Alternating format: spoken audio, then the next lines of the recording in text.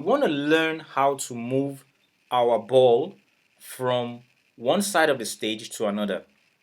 Meaning we would first of all take this, let's move straight into the tutorial. Okay, so we're going to take this out. We're going to take this scratch out. Come to choose a sprite and then choose a ball. We're going to put it at the top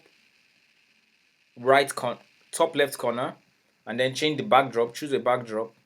I prefer this called light. Okay, so I want this ball in this tutorial. We want to make this ball go to the left, go to the right, come down, then to the left, and then up again. It's very basic. So what's the first thing to do? We're going to come to event. When the flag is clicked, come to motion. When you come to motion, what we need is the glide tool, this glide block here. So first things first, don't take this code, don't take this block of code. Move your ball first. Move your ball first to the location you want. I want it here.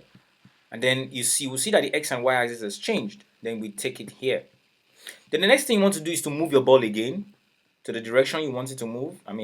Go down. Aha. Then we would like to take this, but instead of snapping it in, we're going to say wait for 1 second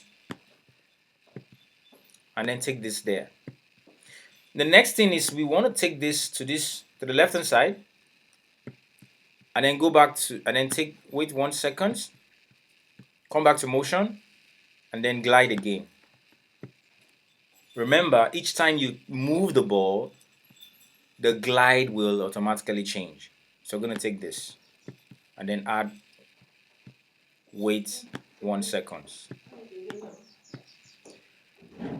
So when we try to run this code, we will see that it will automatically work. You either click on this or you click on the flag on top here. So I'll click this and you see our ball moving the direction we want it to go.